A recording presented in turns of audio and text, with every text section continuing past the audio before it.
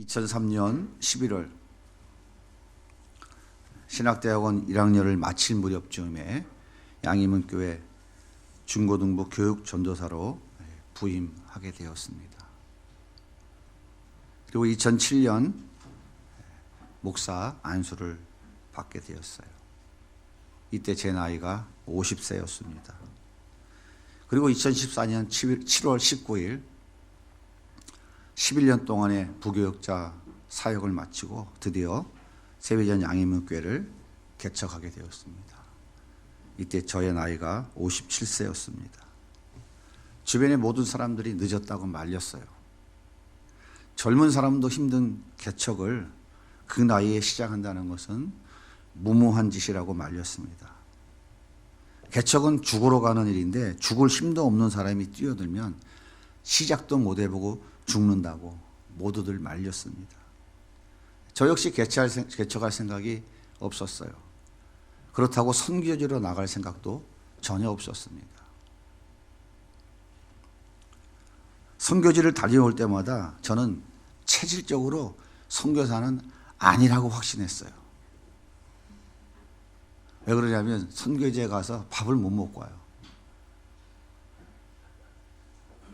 열심히 먹어보려고 해도 힘들더라고요. 이만한 깨고락지 잡아놓고 먹으라는데 저 도저히 못 먹겠더라고요. 이만한 애벌레 갖다 놓고 맛있는 거라고 먹으라는데 진짜 좀 못 먹었어요. 아, 난 선교사는 아니구나, 체질이. 그래서 선교사라고 나간다는 건 더더욱 생각해 본 적이 없었습니다. 그냥 60세까지 부교육과 정년 잘 마치고 제가 갈 길을 가면 하나님이 더 이상 발목 잡지 않을 것이라 라고 하는 기대감을 가지고 있었습니다. 그래서 교회 개척은 저에게 전혀 생소한 단어였습니다. 그래서 하나님께 진지하게 기도했어요. 하나님, 대한민국의 교회가 6만 개나 됩니다. 하늘에서 내려다 보십시오. 밤하늘에 빨간 십자가 수가 수없이 달려있는 그곳 보이시죠? 거기가 대한민국입니다. 거기다가 십자가 하나 더 달면 무슨 의미가 있겠습니까? 생각해 보세요. 제 나이가 57세입니다. 다른 목사님들은 은퇴할 나이입니다. 체력도 안 되고 열정도 다 식어버렸는데 무슨 개척을 한단 말입니까? 정말 진지하게 기도했어요. 그렇게 기도하는 중에 하나님께서 오래전 잃어버렸던 기억을 떠올려 주시더라고요. 저희 작은 아들이 우연한 기회에 이스라엘에서 공부하게 되었어요. 여름방학에 대해서 아들과 함께 성지 투어를 하던 중에 감람산에 올라갔습니다. 그곳에 올라갔더니 예수님께서 예루살렘을 바라보며 안타까워 눈물을 흘리셨다는 바위가 있었어요. 그래서 바위에 이렇게 앉아보니까 그 바위 앞에 네모나게 나무로 만든 앵글이 딱이 있었어요. 그래서 정말 제가 이렇게 들여다보니까 예루살렘이 한눈에 잘 보이더라고요. 아, 예수님이 여기 앉으셔서 곧 멸망할 예루살렘을 바라보며 예루살렘아, 예루살렘아, 그렇게 안타까워 눈물을 흘리셨구나. 그 생각을 하는데 저의 마음속에 성령께서, 우리 주님께서 지금 대한민국 교회를 바라보며 이렇게 마음 아파 울고 계시다 하는 것을 떠올려 주시더라고요. 정말 오래전 기억이 떠오르면서 주님께서 지금 우리 대한민국 교회를 보며 그렇게 마음 아파 울고 계시다 하는 것을 성령께서 감동하시더라고요. 전 세계에서 가장 큰 교회 1위부터 6위까지가 대한민국에 있습니다. 130년 기독교 역사 가운데 이렇게 큰 부흥의 역사를 이룬 나라가 기독교 2000년 역사에 없습니다. 그런데 왜 주님께서 마음 아파 울고 계시는지 너무나 궁금했어요. 그때 우리 주님께서 한국교회의 다음 세대가 있느냐 그렇게 물으셨어요. 그 순간 망치로 머리를 얻어맞은 것 같은 강한 충격이 왔어요. 한국교회는 이미 50% 이상 교회가 주일학교가 없습니다. 이때 저는 정신이 바짝 들었어요. 다음 세대가 없으면 교회는 이미 생명이 다한 겁니다. 시간이 흘러가면 자연히 교회는 도태되고 말아요. 저는 이때 주님께서 왜 교회를 개척하라고 하시는지에 대한 이유를 분명하게 알았어요. 하나님의 뜻을 깨닫는 순간부터 모든 고민은 사라졌습니다. 장애물도 다 사라졌어요. 그리고 그렇게 시작했습니다. 그리고 이제 8주년을 향해서 달려가고 있습니다. 오늘 본문에 보면 4,000년 전 가나안 땅에 들어온 자기 백성들을 바라보며 동일하게 마음 아파 울고 계시는 하나님의 모습이 선명하게 보입니다. 오늘 말씀 10절에 보면 성경은 이렇게 말해요. 그 세대의 사람도 다 그 조상에게로 돌아갔고 그 후에 일어난 다른 세대는 여호와를 알지 못하며 여호와께서 이스라엘 위에 행하신 일도 알지 못하였더라. 분명히 아브라함의 조상들이에요. 12지파의 조상들의 후손들이에요. 모세의 후손들입니다.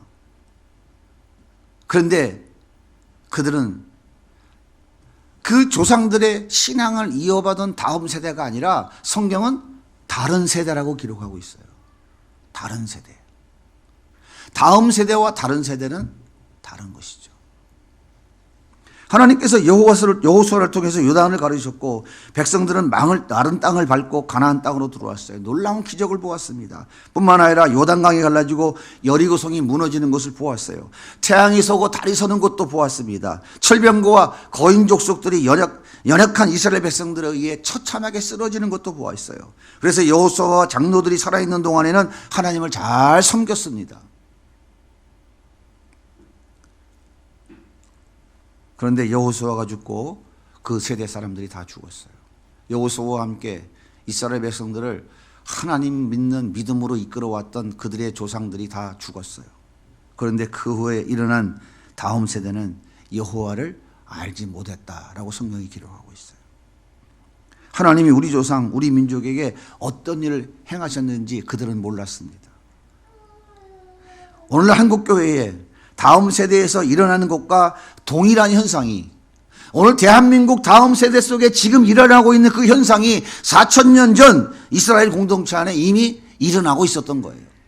일어났던 것입니다. 말을 바꾸면 4,000년 전 하나님의 택한 백성 이스라엘 백성들 공동체 안에서 벌어졌던 일이 오늘날 21세기 대한민국 교회 안에도 벌어지고 있다는 사실이에요. 4,000년 전 이스라엘 백성들을 바라보면서 마음 아파 울고 계셨던 예수님, 2,000년 전 곧 멸망할 예루살렘을 바라보며 눈물 흘리셨던 예수님, 그리고 21세기 오늘 대한민국 교회를 바라보며 마음 아파 울고 계신 우리 예수님, 여기에 공통점이 무엇입니까? 다음 세대가 하나님을 알지 못한다는 거예요. 다음 세대가 아닌 다른 세대가 출현했다는 거예요. 다음 세대가 하나님을 모르면 이제는 다음 세대가 아니라 다른 세대가 된 거예요. 대한민국의 다음 세대가 하나님을 모르면 이제 다른 세대가 되어버린 거라니까요. 이것이 멸망의 지름길입니다. 하나님을 모르는 다른 세대의 삶은 어떤 모습이었을까요? 오늘 성경이 자세히 잘 가르쳐주고 있잖아요. 11절부터 같이 한번 큰 목소리로 읽어보겠습니다. 시작. 이스라엘 자손이 여호와의 목전에 악을 행하며 바알들을 섬기며 애굽 땅에서 그들을 인도하여 내신 그들의 조상들의 하나님 여호와를 버리고 다른 신들 곧 그들의 주위에 있는 백성의 신들을 따라 그들에게 절하여 여호와를 진노하게 하였으되 곧 그들이 여호와를 버리고 바알과 아스다롯을 섬겼으므로. 하나님을 모르니까 당연히 하나님을 버릴 수밖에 없어요.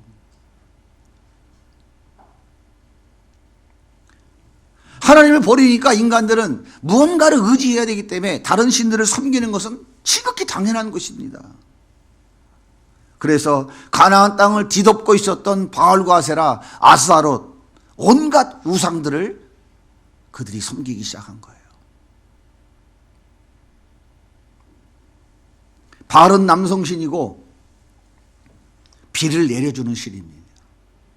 아세라는 여성신이고 자식을 많이 낳게 해주는 다산의 신입니다.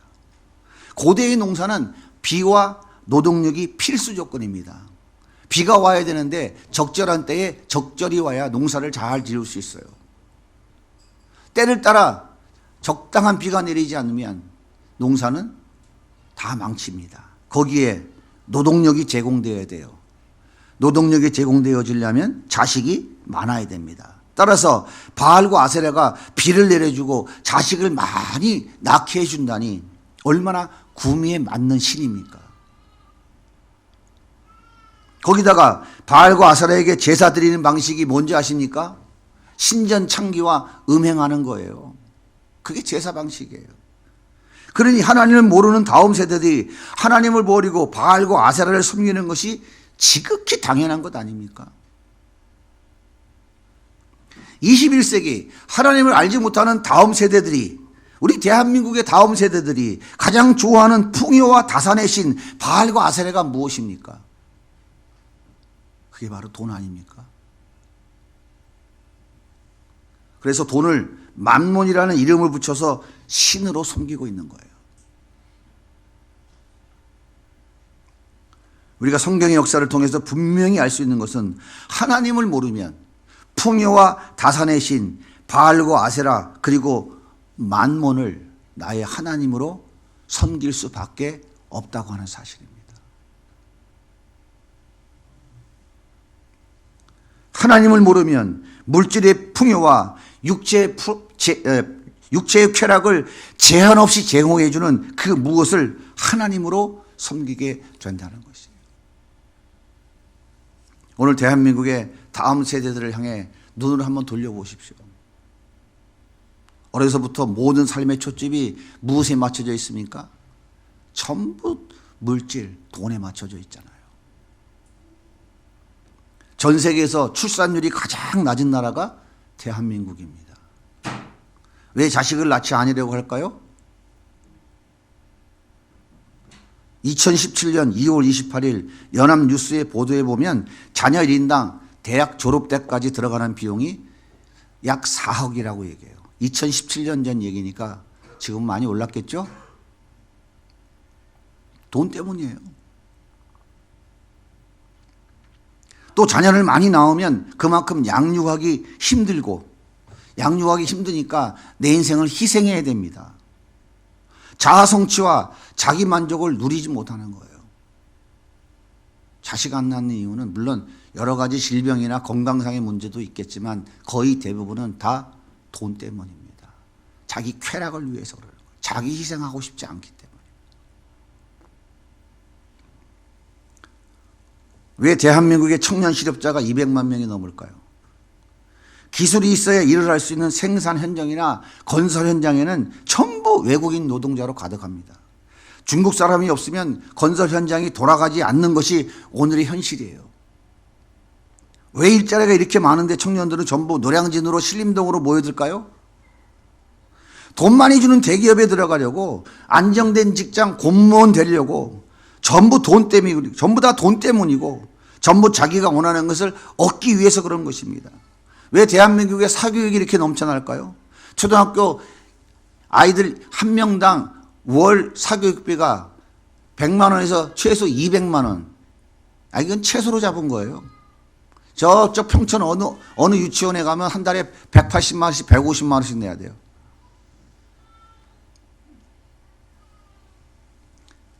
왜 이렇게 무지막지한 사교육비를 써야 할까요?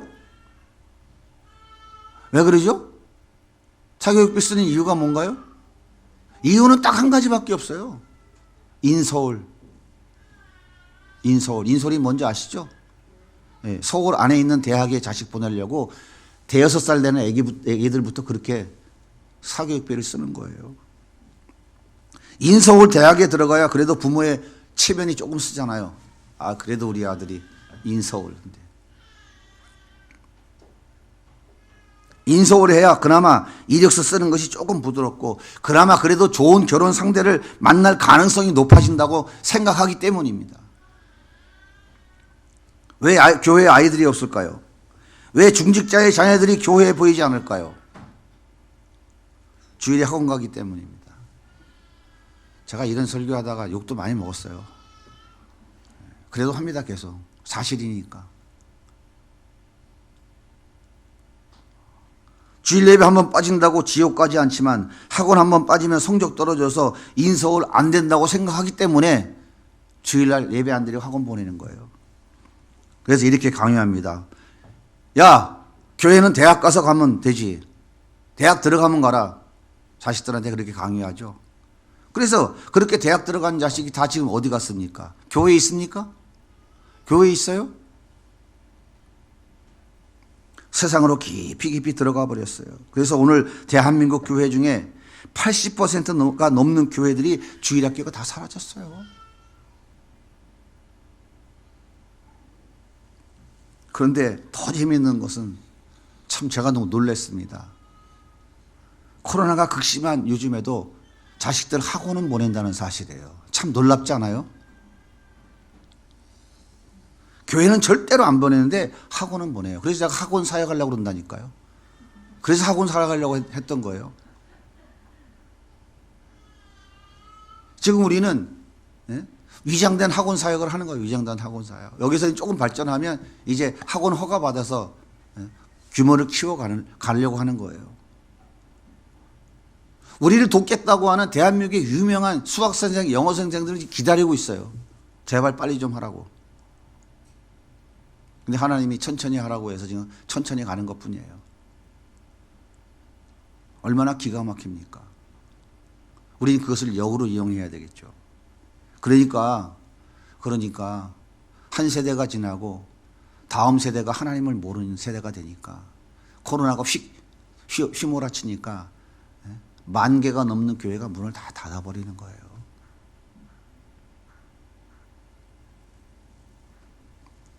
그런데 중요한 것은 하나님은 그럼 이런 세대를 포기하실까요? 포기하면 간단한데요. 하나님은 절대로 포기하지 않으신다는 사실이에요. 하나님은 반드시 자기 택한 백성들을 하나님의 백성으로 돌이켜 놓으십니다. 그러면 어떻게 돌이켜 놓으실까요? 오늘 말씀 14절과 15절을 같이 읽겠습니다. 시작. 여호와께서 이스라엘에게 진노하사 노력하는 자의 손에 넘겨주사 그들이 노력을 당하게 하시며 또 주위에 있는 모든 대적의 손에 팔아 넘기시며 그들이 다시는 대적을 당하지 못하였으며 그들이 어디로 가든지 여호와의 손이 그들에게 재앙을 내리시니 곧 여호와께서 말씀하신 것과 같고 여호와께서 그들에게 맹세하신 것과 같아서 그들의 괴로움이 심하였더라. 노력하는 자의 손에 넘겨주신대요. 주위에 있는 모든 대적들의 손에 팔아 넘기신대요. 그들이 어디로 가든지 재앙을 내리신대요. 그래서 그들의 괴로움을 더욱 심하게 하시겠다라고 말씀하는 거예요. 저 말씀을 요약하면 바로 이 얘기예요. 한마디로 말하면 징계하시겠다는 거예요. 징계는 죄에 대한 대가를 지불하는 것이 아닙니다. 그건 징벌이라고 그래요. 하나님이 하시는 징계는 사랑하는 자녀들에게 사랑의 회초리를 대는 거예요. 그건 안 되니까 돌아와라. 그건 잘못된 거니까 돌이켜라. 이것이 바로 징계인 거예요. 그런데 이 징계의 특징이 한 가지가 있어요. 그게 뭘까요? 안 당해봐서 몰죠? 그 징계의 특징이 뭐라 오늘 성경에 보니까 그들의 괴로움이 더 심하였더라. 징계의 특징은 괴로움을 당하는 거예요. 하나님 절대 죽이지 않으십니다. 하나님 짓밟지 않으세요. 구렁텅이에 몰아넣고 뚜껑 덮으시는 하나님이 아니에요. 징계는 조금 괴로울 뿐이에요. 그래야 깨달으니까. 그래야 돌이키니까. 이스라엘 백성들은 사사시대 340년 동안 주위에 있는 블레셋, 모압, 암몬, 에돔, 아람 이런 나라들에 의하여 지배당하고 조공을 바치면서 심한 억압과 고통당하며 살았어요. 오늘 대한민국을 보십시오. 한국교회 성도들 중에 약 30%가 이미 교회를 떠났다고 그래요. 그런데 실제 코로나가 끝나고 나면 아마 50% 이상의 교인이 주로 있을 것이라고 그렇게 전문가들이 말하고 있습니다. 자유민주주의 국가에서 총칼로 신앙생활을 위협하는 일은 없습니다. 하지만 갖가지 법률을 제정하고 언론의 부정적 여론몰이를 통해서 교회가 사회 악인 것처럼 매도해버리는 방법으로 교회를 고사시키는 거예요. 그렇죠? 2년 동안 경험해 보셨죠? 이미 학교에서 성경을 가르칠 수 없어요. 학교에서 미션 스쿨도 예배 드릴 수 없습니다. 성경 1시간 가르치려면 불경도 1시간 가르쳐야 돼요. 모셔다가 이슬람도 1시간 가르쳐야 돼요. 알고 계십니까, 여러분? 이미 법제화되어 있어요. 지하철에서 학교 앞에서 전도할 수 없습니다. 차별금지법, 평등법이 이제 통과되면 더욱 심해집니다. 한 남자와 한 여자가 결혼하여 가정을 이루어야 한다고 말하면 붙잡혀갑니다. 동성애는 죄라고 말하면 최소 벌금 3천만 원 내야 돼요. 그거 안 내면 노역장 끌려가야 돼요. 하루 10만 원씩. 300일 동안 가서 노역장 가서 고생해야 돼요. 이런 상황에서 예수만이 우리의 구원자라고 외치는 것이 쉬울까요? 목숨 걸지 않으면 불가능한 시간이 우리 앞에 차곡차곡 착착 다가오고 있습니다. 지금 다가오고 있어요. 지금도 이 법률안이 상정되어져 있어요. 이렇게 21세기의 모압과 암몬과 에돔과 블레셋이 우리를 더욱 깊은 괴로움으로 몰아넣고 있는 것입니다. 이런 시대에 하나님께서 세비전 양이문교를 세우셨어요. 이유가 무엇일까요? 하나님을 모르는 다른 세대들에게 하나님을 가르쳐 주라는 것입니다. 이것이 하나님께서 우리 교회를 부르신 시대적 소명이며 사명인 것입니다. 왜 주일학교가 다 없어졌는 줄 아세요? 여러 가지 이유가 있지만 가장 큰 이유는 주일학교는 생산성이 없어요. 효율이 없어요. 주일학교는 계속 갖다 돈만 집어넣지 돌아 나오는 게 없다 이 말이에요. 그게 가장 큰 이유예요. 가장 큰 이유. 이것이 오늘날 대한민국 교회 다음 세대를 다 죽여버린 거예요. 돈이 다 죽인 거예요. 돈이.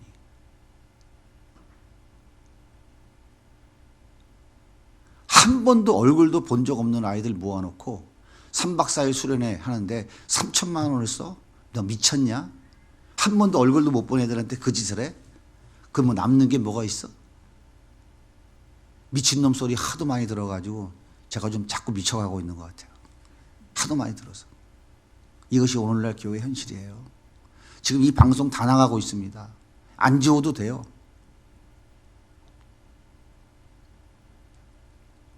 오늘날 교회가 돈 때문에. 그러면 우리는 돈이 있어서 하는가? 이 사역을 해야 된다고 하나요? 그럼 우리가 하려면 돈 안 드나요? 똑같아요. 돈 들어야 돼요. 여러분 생각해 보세요. 교회 개척하고 성도 몇 명 없는데 우리가 7번 했잖아요. 청소년 사역 7번. 한 번 할 때 3천만 원씩 썼으면 얼마예요? 37, 22, 1억 1천만 원 어디로 없어진 거예요? 네? 39, 27, 2억 7천만 원? 아니 37, 21, 2억 이상이 없어진 거예요. 그런데 여러분 생각해 보십시오. 하나님은 한 영혼이 무엇보다 귀하다고요?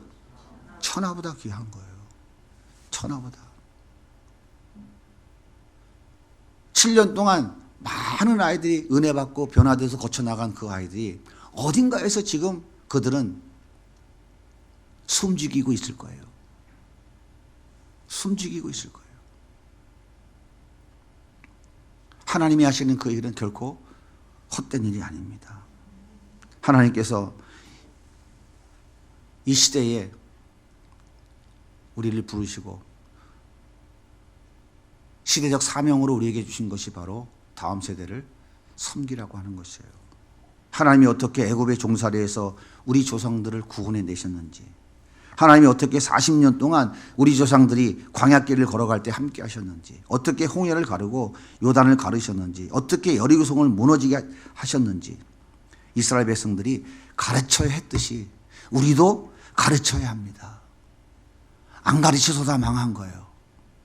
가르쳐야 돼요. 이제 가르쳐야 된다고요. 바르게. 5,000년 역사 속에 외세의 침략 속에 고통과 괴로움을 당하며 살던 민족, 그것이 우리 민족 아닙니까? 일제 36년 온갖 서름과 악랄한 수탈 속에 만신창이가 되어버린 우리 민족, 6.25 전쟁으로 폐허가 되어버린 처참한 우리 대한민국이 어떻게 보릿고개를 극복하고 세계 경제교육 10위권, 오늘 아침에 보니까 작년도에 8위 했다고 하더라고요. 내년도에 수출 목표가 7천조, 7천억 불, 거대한 것이죠. 어떻게 기름 한 방울 안 나는 나라에서 수출 대국이 될 수 있었는지, 어떻게 세계 최고의 반도체, 가전, 철강, 조선, 자동차 등 많은 산업의 강국이 되었는지, 어떻게 이런 일이 가능할 수 있었는지 가르쳐 줘야 돼요. 모르니까 요즘 젊은이들이 눈에서 빛이 없어. 그냥 물 흘러가는 대로, 되는 대로 그냥 적당히. 사랑하는 성도 여러분, 대한민국에서 어떻게 이런 일이 벌어질 수 있었을까요? 하나님의 은혜와 축복이 아니고는 도저히 일어날 수 없는 일입니다. 제가 목사라고 해서 하는 일이 아니에요. 저도 그 어린 시절에 춥고 배고픈 시절을 다 겪어봤어요.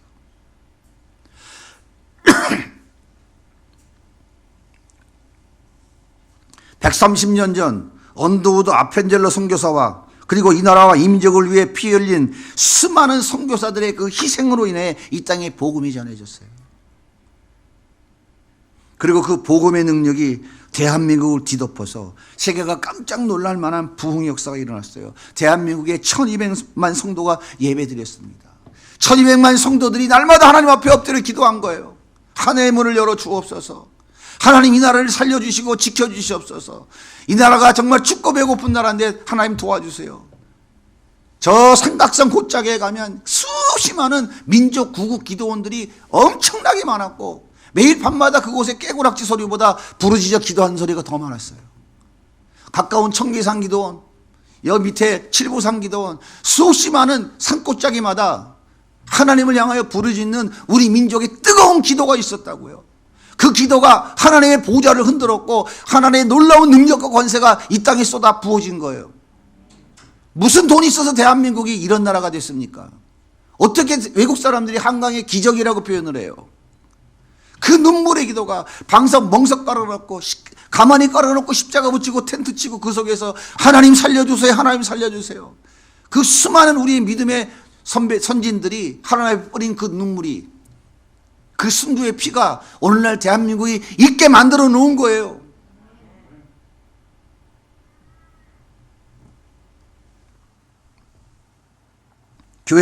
교회들마다 아이들로 가득했어요. 동네에서 제일 큰 건물이 예배당이었어요. 예배당에 가면 사탕도 주고 공책도 주고 연필도 주고 예배당에 가면 신나게 풍금치고 노래하면서 아이들을 양육하고 훈련하는 일을 교회가 다 맡아서 했어요. 옛날엔 유치원이 어디 있었습니까? 교회마다 다 선교원에서 아이들 불러 모아가지고 그 아이들 가르치는 유치원이 다 교회였어요. 미션스쿨마다 여러 가지 단체들을 만들어서 학교 내에 동아리를 만들어서 얼마나 하나님을 찬양하고 전도하는 일이 많았었습니까? 교회가 세상의 빛과 소금의 역할을 감당했어요. 무엇보다도 선교사들이 세운 학교 미션스쿨은 날마다 예배드리며 성경 가르치며 그들에게 성경적 가치관, 기독교적 가치관, 성경적 세계관을 가르치면서 훌륭한 인재들로 키워냈어요. 그들이 대한민국 곳곳에서 이 나라와 이 민족을 이끌어갔습니다. 대한민국이 광복하고 첫 번째 재헌국회에서 하나님 앞에 기도하고 시작했다는 사실은 다 알고 계시죠. 그게 대한민국이었어요. 6.25 전쟁이 터져서 그 참혹한 상황 가운데서도 교회는 지하에서 산속에 숨어서 하나님을 향하여 이 나라를 살려달라고 우리의 믿음의 선배들이 수없이 뿌린 눈물, 그 피눈물이 오늘날 우리가 누리고 있는 거예요. 성경을 보십시오. 기도의 자식은 망하지 않습니다. 기도하는 한 사람이 기도하지 않는 민족보다 더 위대하다고 우리의 믿음의 선배들이 가르쳐 줬어요.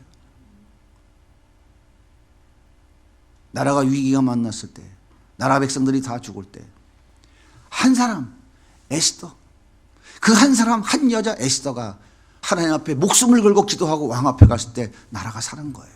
이게 기도의 능력입니다. 그래서 이 나라가 세워진 거예요. 요즘 젊은 아이들한테 이 얘기 해봐요. 무슨 동화책 얘기하고 있느냐고. 왜 이렇게 됐어요? 학원이나 가. 인서울 가야지. 이것만 가르치니까 애들이 하나님을 다 잃어버렸어요. 여러분 스스로 자녀들을 한번 생각해 보세요. 한 반 아이들 30명 중에 교회 다니는 학생 손들어 보라고 그러면 한 학년에 손드는 애가 2-3명밖에 없어요. 우리 신민정 선생님이 가서 다 확인해 보고 왔잖아. 한 학년에 한 학년에. 이것이 오늘 우리의 현실입니다. 대한민국에서 예수 믿는 사람이 가장 적은 도시가 어딘지 아세요? 경상남도예요. 경상남도의 복음화율이 10%입니다. 그런데 이보다 더 복음화율이 낮은 세대가 있어요. 어딘 줄 아십니까? 바로 대한민국 청소년들입니다. 다음 세대 복음화율 3%. 알고 계십니까? 옆에 계신 분들한테 물어보세요. 자식 몇 있습니까? 애들 다 교회 다닙니까? 다 물어보세요. 우리 교회 안에서 한번 물어보세요. 우리는 그래도 상당히 많이 양호한 편인데 복음화율 3%. 이제 교회는 60대 이상의 고령자들이 거의 대부분이에요. 시로 가면 아예 울음소리는 들릴 수도 없습니다. 젊은 사람도 거의 없어요. 이제 머지않아 교회는 자연 도태되고 말 것입니다. 그래서 하나님께서 다음 세대는 선교지라고 말씀하신 거예요. 저에게 성령께서 말씀하시더라고. 다음 세대는 선교지다. 주님, 돈도 없고 능력도 없고 사람도 없고 너무너무 힘들고 어려운데 뭘 어떻게 하라는 거예요? 그랬더니 성령께서 주시는 대답이 뭐냐면 다음 세대는 선교지다. 중동, 아프리카, 동남아 여기만 선교지가 아니라 대한민국 청소년 세대가 이제는 하나님이 가장 염려하고 근심하는 선교지가 되어버린 거예요. 사랑하는 여러분, 선교지는 생명 내놓고 가는 것입니다. 선교지는 돈 벌러 가는 것이 아니에요. 선교는 돈으로 하는 것이 아니에요. 선교는 믿음으로 하는 것입니다. 목숨을 내놓고 믿음으로 하는 게 선교인 거예요. 선교는 자기 희생을 전제로 하는 것입니다. 하나님께서 우리에게 주신 선교지가 바로 다음 세대예요. 생명 내놓고 다음 세대에게 복음 전해야 됩니다. 하나님 가르쳐야 돼요. 예수 안에 참된 행복이 있다는 사실을 알려줘야 돼요. 그렇지 않으면 교회의 미래가 없습니다. 가정의 미래가 없어요. 조금만 더 지나가 보십시오. 내 다음 세대가 되면 우리 가정이 어떻게 되는지 아세요? 큰아들은 십자가 걸어놓고 둘째 아들은 목탁 갖다 두드리고 셋째 아들은 이슬람 경전 갖다 놓고 아마 읽고 앉았을 거예요. 조용히 해, 나 지금 기도하는 시간이야 이러면서 자리 깔아놓고.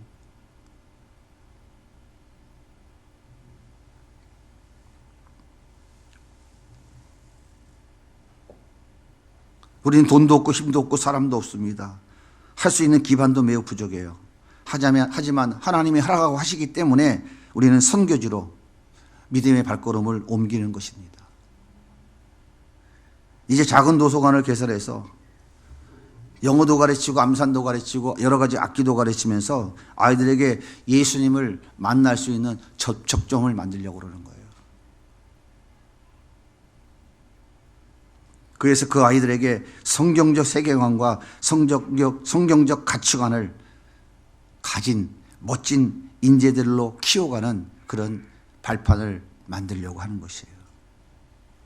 이 일을 위해서 우리 온 성도들이 한마음 한뜻 되어서 함께 기도해야 됩니다. 이것이 하나님이 우리 교회를 세우신 시대적 소명이고 시대적 사명인 것입니다.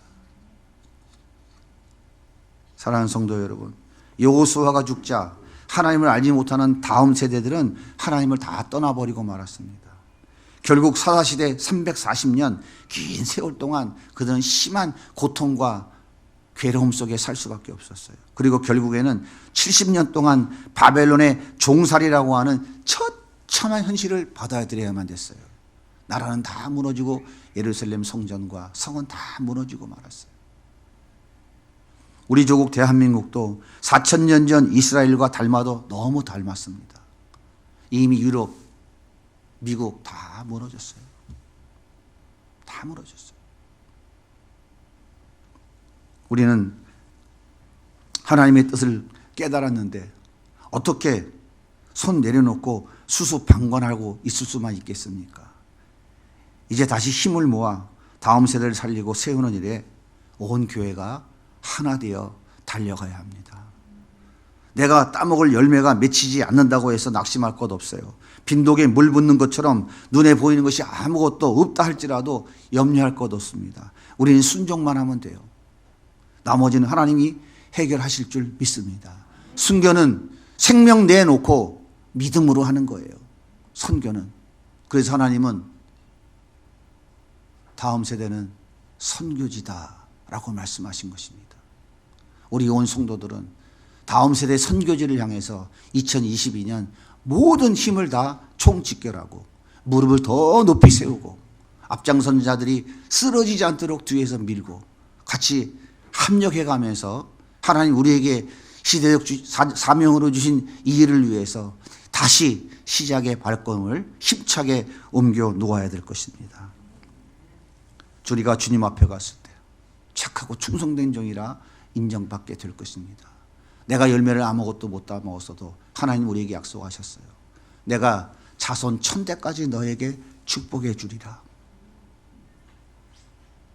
우리 믿음의 선배들이 그렇게 가만히 위해서 눈물로 기도하고 산속에서 그렇게 금식하며 기도하며 그 눈물의 기도를 들으신 하나님이 바로 그 놀라운 은혜와 축복을 지금 우리가 받아 먹고 있잖아요. 우리만 먹고 끝낼 것입니까? 다음 세대들이 다 쓸려 내려가는 걸 보고 있을 거예요. 우리도 이제 주의 뜻을 깨달았으니 우리 믿음의 선배들이 했던 것과 같이 우리도 다시 기도의 무릎을 높이 세워야 돼요. 선교지를 향하여 우리의 생명을 내대야 됩니다. 믿음의 행보를 다시 시작해야 됩니다. 2022년 새해 하나님의 일하심을 기대합니다. 우리를 사용해 주실 하나님을 저는 기대하고 소망합니다. 다음 세대는 선교지라고 말씀하신 주님 말씀을 가슴 깊이 되새기고 함께 이 길을 걸어가는 우리 모든 성도님들에게 하나님의 은혜와 축복이 넘치기를 주님의 이름으로 간절히 소원합니다.